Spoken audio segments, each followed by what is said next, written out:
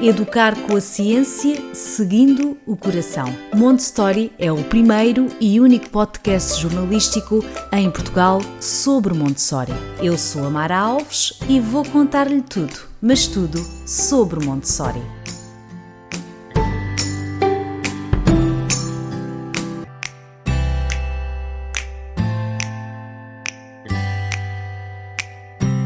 Olá a todos, bem-vindos ao podcast Montessori. Hoje vamos falar de educar pela positiva. Fique desse lado, vai valer a pena.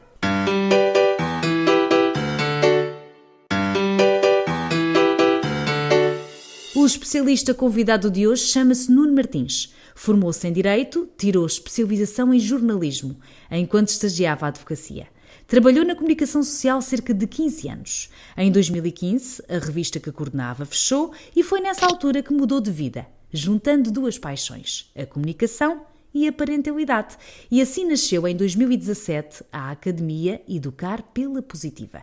Em 2019, lançou o livro Educar pela Positiva, um guia para pais e educadores. Olá, Nuno. Olá, muito obrigado antes de mais pelo convite, é um prazer estar aqui à conversa.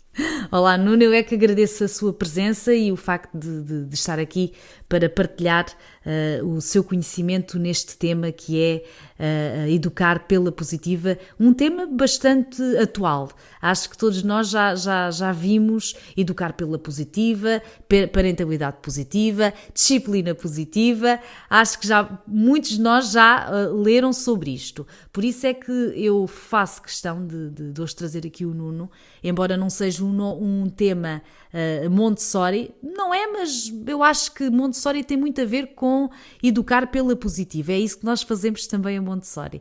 E por isso achei que seria pertinente e bastante interessante trazer aqui o Nuno. Nuno, antes de mais, eu gostaria muito que nos fizesse um pequeno resumo de como é que se chega aqui e neste percurso, que não são assim tantos anos, fundou a sua academia, escreveu um livro, não sei se está aí outro já na calha.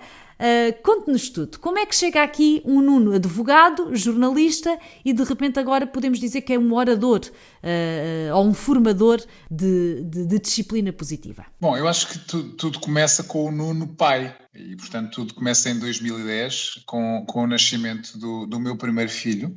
Eu sempre quis ser pai e, portanto, esse desafio acontece aos meus 33 anos e fui, de facto, percebendo a enorme responsabilidade que tinha entre mãos. Queria cumprir essa minha missão o melhor possível, mas fui notando que me faltavam algumas ferramentas para verdadeiramente educar, ou seja, para conseguir enfrentar também os desafios que a educação nos vai trazendo e que são muitos, obviamente, desde o nascimento. Fui sentindo cada vez mais esse desafio com o nascimento da minha filha mais nova, 4 anos depois, em 2014, e nasce aí, desde logo, se calhar alguma insatisfação com as ferramentas que eu tinha à minha disposição, ferramentas que nós normalmente vamos buscar à nossa própria educação. Temos a tendência para reproduzir os padrões daquilo que fizeram connosco e senti que com 2 filhos que aqueles métodos mais tradicionais, muito baseados na ameaça do castigo, no grito, às vezes a chamada palmada na hora certa, não só eu não obtinha os resultados que pretendia, como sentia que do outro lado cada vez os meus filhos me desafiavam mais. E, portanto, comecei a questionar-me, isto alguma coisa aqui não está bem, não me sentia também confortável enquanto pai, questionava-me, mas que pai estou eu a ser, que crianças é que estou também a criar? Portanto, as primeiras dúvidas surgem neste caminho aqui da parentalidade. E essa consciência que o Nuno aqui está a falar, que pai sou eu, acho que é o mais importante hoje, os pais e os educadores e os cuidadores terem essa consciência. O problema é que muitas vezes as pessoas estão em piloto automático e muitas vezes não se pensa nisto. E por isso é que nós ouvimos, mas eu fui educada assim. e estou aqui. E às vezes dá vontade de dizer, pois, e aí se vê o resultado, não é? Porque às vezes parece que as pessoas dizem com muito orgulho, mas eu fui educada com palmadas, eu fui educada com gritos e sobrevivi. E este piloto automático acho que é a grande barreira para a mudança de mentalidade. Sem dúvida, concordo em absoluto. Mas relativamente a essa frase que muitos de nós dizemos, eu levei umas palmadas e não morri, eu levei umas palmadas e sobrevivi, eu respondo sempre com uma dupla pergunta.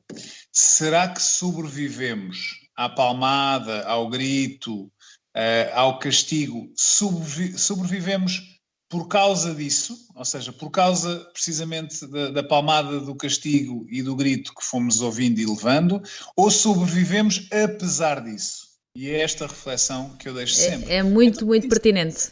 E se tivesse sido diferente? E atenção que o ser diferente não significa os nossos pais, por exemplo, terem fechado os olhos aos comportamentos e terem sido permissivos. Já vamos, se calhar, ter a possibilidade de desfazer alguns dos mitos à volta da educação positiva. E educar pela positiva não é igual a fechar os olhos aos comportamentos, nem deixar que as crianças façam tudo. E ia só acrescentar aqui, e isso que está a dizer é igual a Montessori. Há um mito imenso que quem é educado por Montessori pode fazer tudo o que quer. Não há nada mais errado. Não há nada mais errado. O que nós temos em Montessori é um ambiente preparado em que nós, adultos, já preparamos e dentro daquilo que nós já preparamos, que escolhemos e dos limites que já colocámos, a criança realmente faz o que quer, mas nós já condicionámos tudo como adultos, não é? E às vezes estes mitos não deixam as pessoas avançar, porque depois não sabem, mas eu ouvi dizer que fazem tudo, e talvez com educar pela positiva, só o nome, muita gente vai julgar, não é? Vai logo julgar que já sabe. Isso devem deixar fazer tudo. E esses mitos, para quem nos está a ouvir, quem é pai, quem é educador, quem é cuidador, às vezes, não é às vezes, é sempre, procura informação. Não vão por o diz que disse, não vão por ideias pré-concebidas, porque muitas vezes as pessoas que vos falam também não sabem. E isso, condicionar uma ideia destas, pode condicionar o futuro de uma criança, que é mesmo assim. Mas é isso mesmo, é isso mesmo. Há uma ideia pré-feita sobre o que é educação positiva, sobre o que é parentalidade positiva, portanto, muitas vezes é por conta deste mito que não se vai à procura também de informação, porque logo à partida tem-se aqui uma ideia errada. Mas é natural quando se ouve a palavra positiva, enfim, passa um bocadinho a ideia de que então é não só deixar que as crianças façam tudo, como é ter sempre um sorriso perante o mau comportamento, é ter sempre paciência, é nunca gritar. Bem, eu teria que ser uma máquina muito bem oleada para ser perfeito, não é? Eu, na verdade, eu costumo dizer que só sou especialista nos meus filhos, na verdade.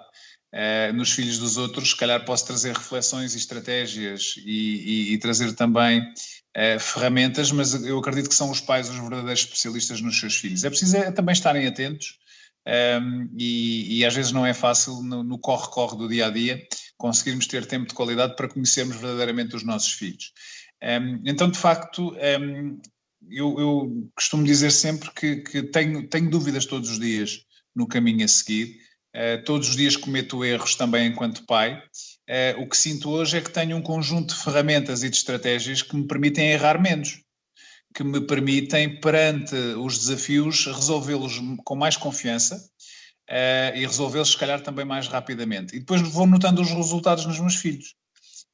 Quando começo a perceber que do outro lado tenho crianças muito felizes e com quem estou a construir uma relação muito, muito forte e muito harmoniosa.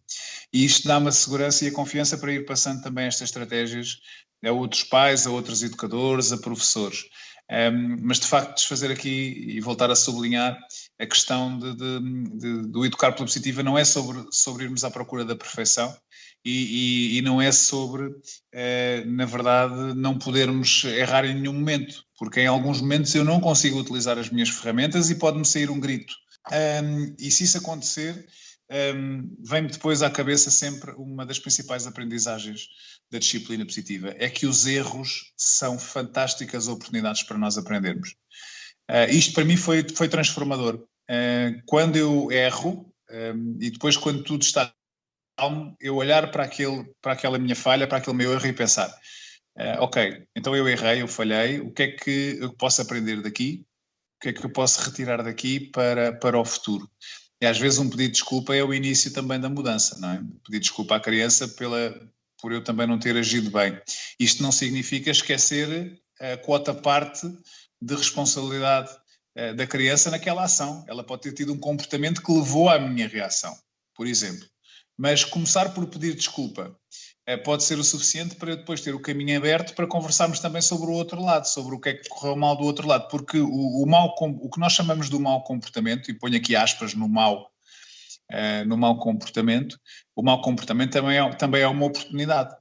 Se nós também não permitirmos à criança que falhe e que erre, então como é que ela vai aprender? Não é? Ela tem que errar, e esses são os momentos de oportunidade para nós ensinarmos a refletir sobre aquilo que correu menos bem e prepararmos novas atitudes. Por exemplo, Nuno, em Montessori nós damos a oportunidade às crianças de errarem, porque é a errar que elas aprendem. Imagina uma criança que está a aprender a calçar os seus sapatos. Obviamente que, à partida, não vai calçar bem os sapatos. E à partida, a maioria das pessoas não tem muita paciência para estar à espera. Começamos por aqui logo. A falta de paciência e andamos sempre a correr, a verdade é essa. O que nós fazemos em Montessori é não corrigir a criança naquela altura, porque isso vai desencorajá-la a continuar a tentar. Portanto, nós podemos, depois de ter passado essa tentativa, de explicar, olha, demonstrar, é assim que se calçam os sapatos. E ela vai continuar a tentar. E vai haver um dia que ela já vai calçar bem os sapatos. Mas isto também só acontece se nós, pais, educadores, dermos essa oportunidade da criança errar. Porque nós adultos também erramos. Porquê é que nós somos tão exigentes com a criança? Uma criança que vai servir a sua própria água, por exemplo, e sem tornar a água, nós... Parece que a atitude natural é: meu Deus, derramaste a água, está tudo sujo. Nós fazemos isso com outro adulto, temos temos outra flexibilidade. E porquê é que com a criança somos tão exigentes quando ela acabou de chegar ao mundo? Às vezes isto parece... como é que eu explico? Parece que estamos aqui a falar numa irrealidade, mas não, isto é real. A criança não sabe nada, ela está a aprender. Por isso é importante que nós tenhamos essa consciência e deixem as crianças errar, porque é errar que elas vão aprender as coisas. É isto que o Nuno está a dizer, acho eu. Há aqui mesmo algumas coisas que se tocam, não é, Nuno, aqui de Montessori, de educar pela positiva. Eu diria que não são algumas, são muitas. Eu já tive a oportunidade, aliás, de fazer uma formação em conjunto com uma especialista em Montessori, que por acaso até veio de fora de Portugal. Foi uma das formações mais interessantes que já fiz até hoje. E os dois modelos encaixam plenamente, desde logo porque esse princípio de envolver a criança no seu próprio processo educativo é um dos princípios basilares da disciplina positiva e é o que sei também de Montessori. E já falou aqui de uma ou duas questões que são de facto muito importantes. Uma delas, na verdade, lá está mais uma vez o ponto de contacto com a disciplina positiva, que são as opções limitadas. Ou seja, não é deixar que a criança faça tudo, é preparar um ambiente com opções que são razoáveis para o adulto. Eu vou depois, dentro dessas opções, deixar que a criança tenha a liberdade de explorar, não é? Mas eu dou um exemplo. Se estiverem... eu posso envolver a criança na escolha da roupa, por exemplo. Mas imaginar, por exemplo, que estão 40 graus e a criança quer ir de galochas.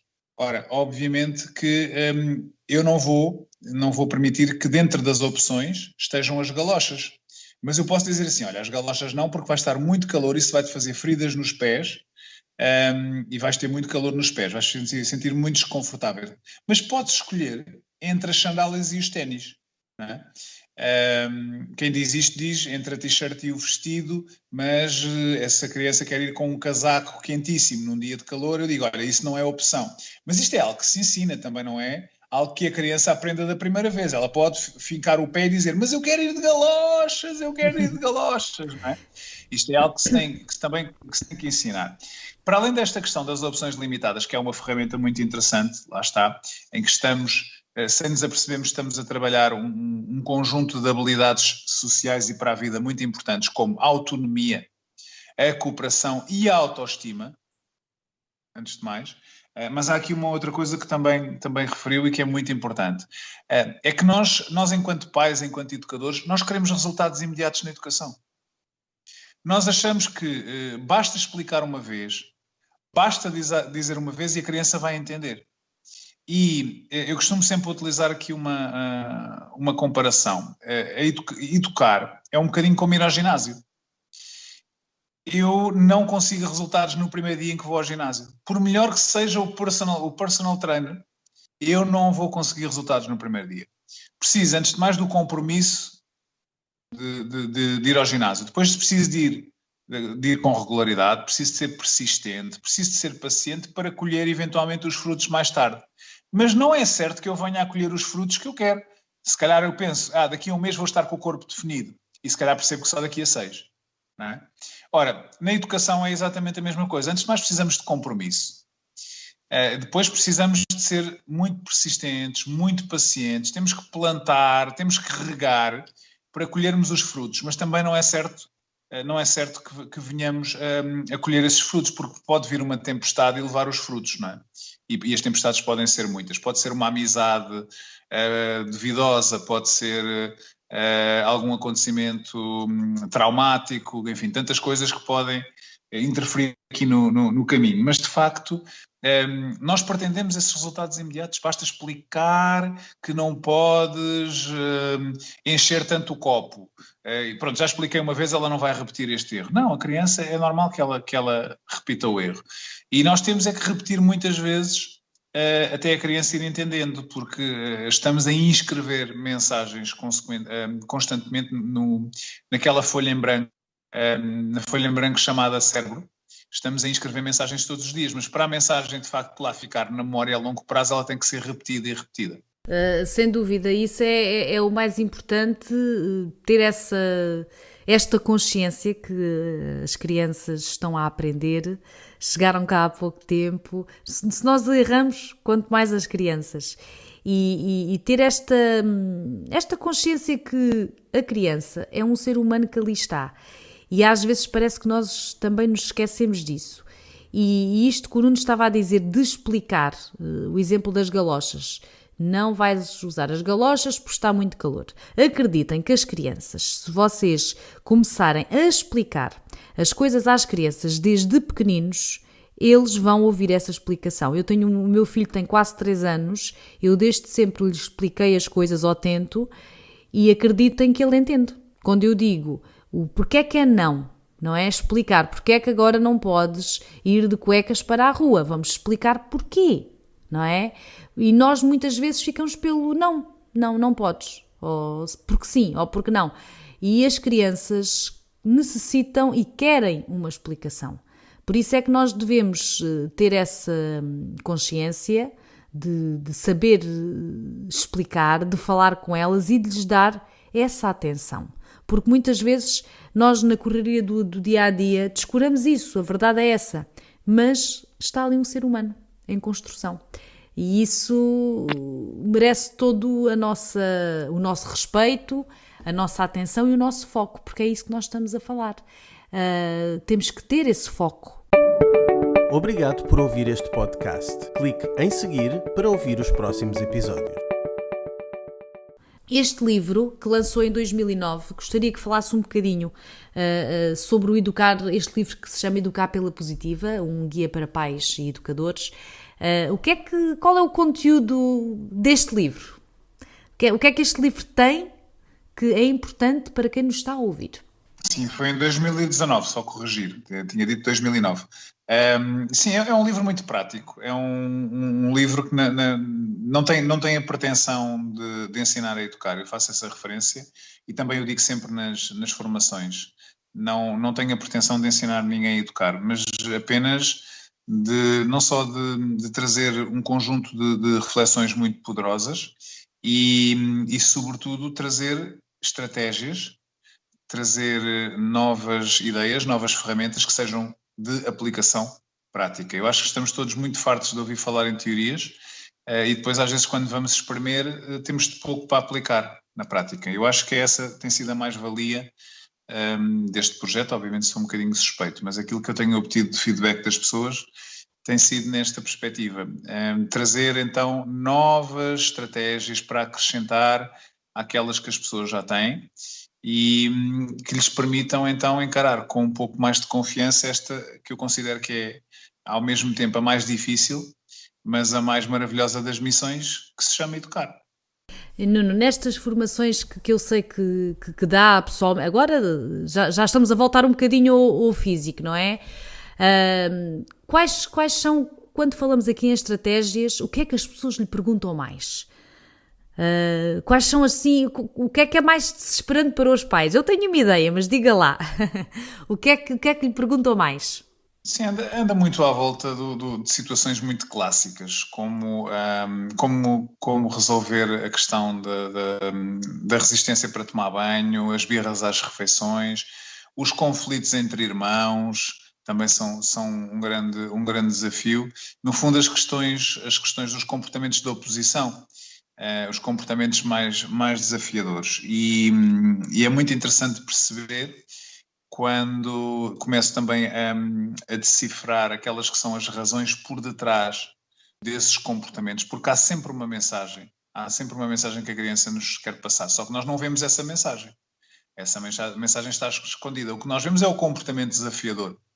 O que eu não vejo é o que é que aquela criança me está a querer dizer. Então é muito interessante ver o ar, às vezes, de espanto, de surpresa das pessoas. Algumas delas até intervêm e dizem: Nuno, já percebi o que... Já me aconteceu, aliás, uma vez, numa formação presencial no Alentejo, quando eu trazia essas razões ao de cima, e há uma mãe que interrompe e diz: Nuno, já percebi porque que o meu filho todos os dias age assim, assado, já percebi qual é a mensagem que ele me está a querer passar. É muito interessante perceber, porque eu acho que nós, de facto, pomos um peso muito grande nos nossos ombros e sentimos que temos que ser perfeitos, não podemos falhar, e então acabamos por desfrutar muito pouco daquilo que é o crescimento dos nossos filhos. E isso é uma coisa que me custa a perceber. Eu hoje, felizmente, posso, tenho esse privilégio de conseguir desfrutar de cada bocadinho com os meus filhos e de criar momentos diários com os meus filhos para estarmos juntos, para os ver crescer. Estou a desfrutar. É um privilégio e eu acho que não há dinheiro que pague isto, na verdade, e portanto, porque tenho este projeto e consigo gerir o meu tempo, a minha prioridade são de facto os meus filhos, mas sinto que de facto a maioria dos pais tem esta grande dificuldade muitas vezes em desfrutarem, porque a preocupação é ensinar, é estabelecer regras, limites, rotinas, e portanto esquecemos muitas vezes daquilo que também é importante, que são os afetos. E às vezes parece que estamos aqui numa cultura também de reclamação constante, não é? Às vezes há muitas pessoas que quando estão a falar dos filhos é só problemas. É a criança que é teimosa, é a criança que é lenta, é a criança, enfim, que é conflituosa, que é a criança que detesta confessa aqui que detesta, o meu filho é um terrorista. Não digam isso às crianças, porque se dizem isso ele vai mesmo ser um terrorista. São os rótulos. Os rótulos. E voltando aqui atrás, uma coisa muito importante aqui que o Nuno disse das birras, que em Montessori nós não usamos muito essa palavra, usamos mais o desespero da criança, porque há sempre um desespero por trás. Há sempre uma razão para a gritaria, para o choro, sempre. Agora, cabe a nós pais e aos educadores e aos cuidadores ter a calma e observar e ter paciência para encontrar essa razão, porque há sempre uma razão. O cotidiano absorve-nos e engole-nos, que é mesmo assim, mas vale a pena parar um bocadinho para pensar nisto tudo que aqui estamos a dizer, porque é a vida, é o futuro das nossas crianças que está aqui em jogo. Nuno, esta academia de Educar pela Positiva, o que é que as pessoas podem encontrar neste projeto? Bom, acho que podem encontrar desde logo algum conforto para as suas dúvidas, para os seus anseios, perceberem que não estão sozinhos também. Isso é algo que tem sido muito interessante, é juntarmos aqui pais, educadores, professores e percebermos que, há mais quem partilhe dos mesmos desafios. Não sou só eu que sinto isto, não sou só eu que sinto esta pressão enorme em cima dos ombros, porque também não é fácil a pressão que a sociedade também incute, as comparações são tremendas. Estamos sempre ou a comparar-nos ou os outros fazem questão também de puxar dos galões e, portanto, não é fácil. E eu gostava de deixar esta palavra, sobretudo às mães que nos estiverem a ouvir, substituírem aquela palavrinha que é a palavra culpa, que levam às costas tantos e tantos dias e na verdade é uma palavra que acaba por ter um enorme peso e causar um enorme desgaste. É a altura de deixarmos cair essa culpa e substituirmos essa culpa, quem sabe, por uma outra palavra que pode ser transformadora, que é a palavra flexibilidade. Sermos mais flexíveis, antes de mais, connosco próprios, percebendo que vamos errar pelo caminho. As mães não têm que ser super mulheres, não têm que ser mães perfeitas e profissionais de excelência. E perceber isto, ter consciência disto, pode permitir-nos aqui iniciar o processo de mudança. Ok, então eu não tenho que ser perfeita, afinal. Espera lá. Basta dar o meu melhor. E se calhar vou ter dias em que não vou conseguir dar o meu melhor. Ok, não tem problema nenhum. Se eu hoje não conseguir dar o meu melhor, amanhã vai correr melhor, na verdade. Ser mais flexível para comigo e ser mais flexível também para com as crianças, percebendo que elas também vão falhar muito pelo caminho. E às vezes o mais triste disto tudo é perceber que outras mães criticam outras mães. E isso é terrível, assistir a isso. Eu acho que qualquer pessoa que é mãe e que está nas redes sociais ou em algum grupo já viu a violência que existe entre mães. É terrível isto. Parece que às vezes há determinadas pessoas que fazem críticas que parece que nunca falham. Isso é errado, isso é irreal, porque todas nós falhamos. Todas. Porque somos seres humanos. Teríamos que ser máquinas, não é? Como disse no início, tínhamos que ser máquinas para não falharmos. Portanto, permitam-se essa falha e esqueçam essa competição. Não existe competição. Cada pessoa é uma pessoa, cada criança é uma criança, cada mãe é uma mãe. E tenho a certeza que cada uma dará o seu melhor. E quando nós aqui às vezes conversamos sobre mas no meu tempo eu levei palmada, eu levei grito, nós não estamos a criticar os nossos pais. Eu tenho a certeza que os meus pais e os vossos fizeram o melhor. Isto não é em tom de crítica, é termos a consciência que hoje, para já temos mais informação, não é? Que nessa altura não havia tanta informação e tanto acesso a ela. É termos a consciência, tudo bem, nós fomos educados assim, ok, os nossos pais fizeram o melhor, estamos gratos por isso, mas nós temos o direito de querer fazer diferente e melhor com os nossos filhos. É o poder do exemplo, não é? O poder do exemplo a funcionar. Que imagem é que nós projetamos no nosso dia-a-dia? Por exemplo, quando chegamos no final do dia à casa, depois de um dia de trabalho. Se calhar estamos cansados, estamos exaustos, estamos com pouca paciência e vamos explodir facilmente. É normal que eu obtenha a mesma reação ou a mesma resposta do outro lado. Que a criança responda ao grito com o grito ou com o choro, quando eu também... acaba por ser quase irónico ou curioso, porque nós exigimos às crianças que se autocontrolem, que nos respeitem, e nós muitas vezes não conseguimos autocontrolar-nos e não conseguimos respeitá-las. Então, isso é uma grande verdade, sim. Não deveríamos ser nós a ensinar à criança como é que se faz, se eu próprio muitas vezes não consigo, mas depois eu não lhe permito em nenhum momento que ela me falte ao respeito, não é? Mas eu posso faltar-lhe ao respeito. Ou seja, há aqui de facto uma incoerência muito grande. E não é nada fácil de facto no dia-a-dia encontrarmos um espaço também para cuidarmos de nós, essa questão do autocuidado que eu também refiro sempre. Que espaço é que nós encontramos no nosso dia-a-dia para cuidarmos de nós? Se calhar em 24 horas, muito pouco. Muito pouco, e é tão importante. Nem que sejam 10, eu digo que sempre, nem que sejam 10 minutos, façam aquilo que gostam, ouçam música, meditem, qualquer coisa para sentirem que o dia vos engoliu. Qualquer coisa que sintam, que fizeram alguma coisa. Lá está, porque se eu não me respeitar, como é que vou esperar que os outros me respeitem? Se eu não estiver bem, se eu não cuidar de mim, como é que eu estarei disponível para cuidar dos outros? Não é? Então o princípio também de tudo também tem que ser nós colocarmos na equação, também em primeiro lugar, e percebermos que é importante nós também cuidarmos de nós para estarmos em condições. E isso às vezes não é fácil, com tanta pressão e tanta exigência no dia-a-dia, não é fácil muitas vezes também de conseguirmos estar em condições. E portanto eu acho que há aqui muitos fatores que contribuem para muitos conflitos, para muitas situações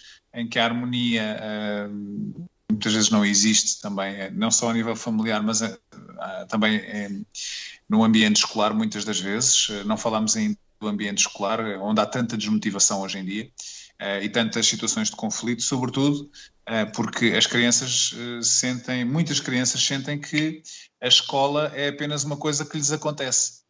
É apenas uma coisa chata e, portanto, não sentem que contribuam, não sentem que tenham um papel a desempenhar, não se sentem importantes. E, obviamente, que se eu não me sinto importante, eu tenho que chamar a atenção de alguma forma. Uma criança que se sinta motivada, ela não tem razões para se portar mal.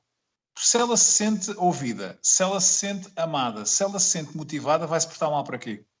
Não, ela não precisa de chamar a atenção porque ela está focada e gosta daquilo que está a aprender, gosta das pessoas com quem está, sente-se que tem opções e, portanto, lá está, é o tal processo de envolver a criança no seu próprio processo educativo, que felizmente são aqui este ponto de contacto entre a Montessori e a disciplina positiva. Está a gostar deste tema? Saiba mais em montessori.pt.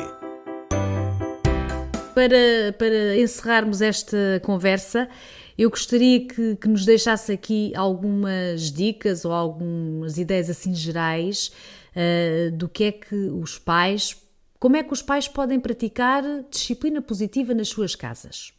Muito bem. Eu posso deixar aqui para, enfim, mais do que reflexão, deixar aqui algumas ferramentas muito práticas que podem ajudar aqui a compreender como é que, de uma forma muito simples, podemos chegar aos miúdos sem gritos, sem castigos e sem palmadas. Deixando aqui 2 ou 3 reflexões que acabam por ser ideias muito práticas. Uma delas é a importância de validar as emoções das crianças. Todas as emoções devem ser validadas. E atenção que validar as emoções não significa validar os comportamentos. Porque a criança pode ter feito uma enorme birra ou um adolescente pode ter tido uma resposta mais agressiva e uma coisa é aquilo que é a emoção que está a sentir, outra coisa é a atitude que teve. E validar a emoção é, obviamente, depois de tudo estar calmo, e esse também deve ser o primeiro passo numa situação de conflito, reconectar antes de corrigir. Isto é uma coisa que nós normalmente não fazemos. É no momento em que a criança explode que nós imediatamente caímos em cima dela, de dedo em riste, e dizemos: não sejas bebê, estás a ser insolente, estás-me a faltar ao respeito. Ora, esta mensagem não vai passar porque a criança está a ser invadida por um turbilhão de emoções. Então, o primeiro passo numa situação de conflito é retirar a criança do local onde ela está a fazer o espetáculo, tentar acalmá-la fora dali, ou se já tiver idade suficiente, alguma maturidade, podemos nós sair de cena e deixá-la, mas não é virar-lhe as costas e dizer: olha, ficas para aí a chorar. É dizer: olha, eu já percebi que tu estás irritada, eu também estou a ficar um bocadinho irritado, então olha, se precisas chorar, choras, sem problema, manda tudo cá para fora, eu vou sair daqui também para me acalmar e já vamos aqui conversar. O time-out positivo também pode ser uma opção, dependendo da idade da criança e da própria criança. Agora, este reconectar antes de corrigir deve de facto começar pelo validar das emoções. Olha, eu percebo, agora já está tudo calmo, eu percebo que tu ficaste muito irritada porque eu não te deixei brincar com o tablet. Eu percebo que o tablet de facto tem jogos muito divertidos e que tu ficaste muito irritada porque eu não te deixei jogar. Eu estou a validar a emoção, mas eu não vou validar o comportamento agressivo que a criança teve. Depois de validar as emoções, mais facilmente o cérebro está aberto a receber a mensagem. O cérebro não vai entrar em resistência e está disposto a ouvir, porque pensa, espera lá, tu compreendes-me, tu estás no meu lado. E depois vamos conversar com assertividade, obviamente, com firmeza, mas respeitando a criança, vamos conversar sobre aquilo que aconteceu. Mas olha, eu compreendo de facto que tu tivesses ficado muito frustrado, agora a atitude que tu tiveste é que o pai ficou, o pai achou que foi uma grande falta de respeito, e vamos conversar um bocadinho sobre isto. Porque levantaste a mão e não se deve levantar a mão, enfim, portanto, levar ali a criança a uma reflexão, simplificando obviamente a linguagem, aquilo que é também a idade da criança. Portanto, este validar das emoções, este reconectar antes de corrigir é muito importante. Depois já falámos aqui das opções limitadas, que são de facto uma ferramenta muito importante, envolver as crianças nas escolhas desde pequeninos. Podemos desde pequeninos ajudar a criança a fazer escolhas. Olha, preferes este brinquedo cor-de-rosa ou este brinquedo azul? Ela já está a fazer escolhas, já se está a sentir envolvida. E finalmente traria aqui uma outra ferramenta que se chama antecipar. Há tantos comportamentos que nós podemos antecipar. Se nós já sabemos que todos os dias há um conflito na hora do banho, há um conflito na hora da refeição, há um conflito para escolher a roupa de manhã, então vamos olhar para aquelas situações e pensar, ok, em vez de eu fazer sempre a mesma coisa à espera de resultados diferentes, eu vou tentar antecipar. O que é que eu posso fazer para a escolha da roupa de manhã correr melhor? Se calhar vou antecipar e escolher de véspera. Se calhar vou envolver a criança na escolha da roupa, dando-lhe opções limitadas, e já está tudo escolhido de véspera. Isto vai-me facilitar o processo. Obviamente que eles não são máquinas e pode acontecer no outro dia de manhã eles dizerem mas eu já não quero esta camisola, mudei de ideias. Ora, eu hoje consigo me dar ao luxo de nestas situações, porque já as coisas de facto foram bem trabalhadas, eu muitas vezes dou-me ao luxo de dizer, ok, não tem problema nenhum, temos tempo.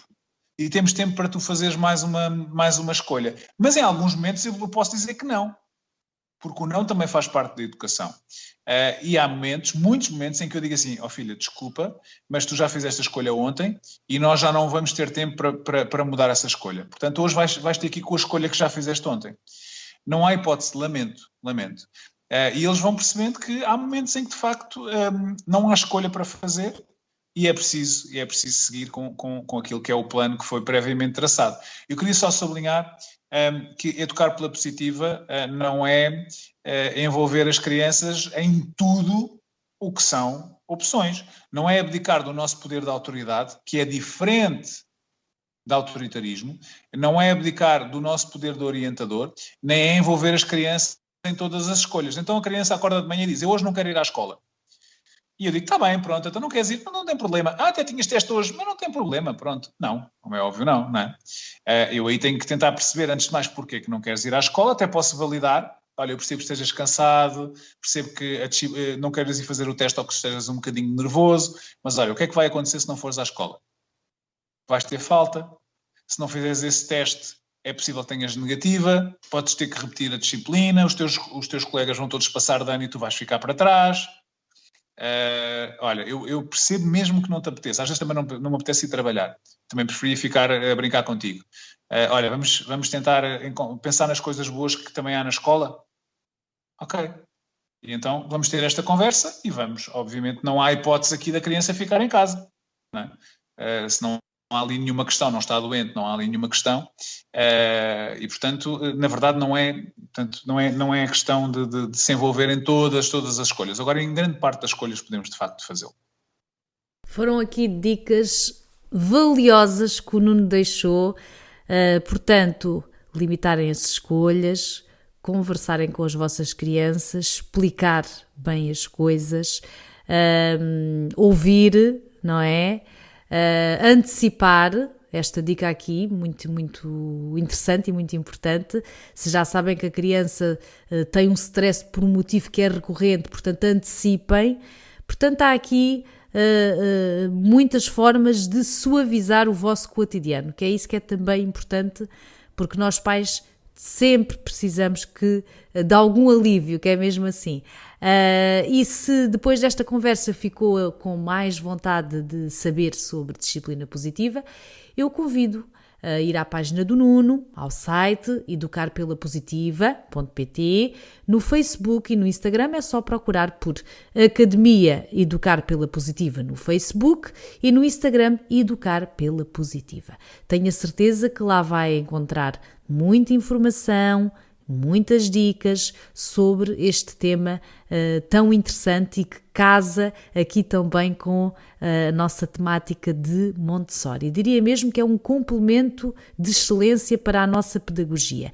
E antes de me despedir, quero deixar aqui também um convite aberto a todos aqueles que praticam Montessori em casa, ou que sejam assistentes, ou guias, ou proprietários de espaços de Montessori em Portugal, ou que de algum modo estejam ligados a Montessori, entrem em contacto com o Montessori. Adoraria ouvir as vossas experiências. Nunca se esqueçam que Montessori é partilha. Basta enviarem uma mensagem. Meu querido Nuno, foi um prazer imenso tê-lo aqui com estes conhecimentos todos. Espero que possamos repetir esta conversa, porque há sempre muito a dizer, porque isto é a disciplina positiva, ou educar pela positiva, tem muitos temas dentro do próprio tema, fica sempre muito para dizer, mas acho que pelo menos já demos aqui algumas dicas. Obrigada, muito obrigada. Obrigado, Mara, mais uma vez, foi um prazer estar aqui à conversa. Obrigada, e antes de me despedir, se tem interesse sobre este ou outro tema, basta ir a montessori.pt ou procurar-nos nas redes sociais em Montessori. Adeus e até a próxima.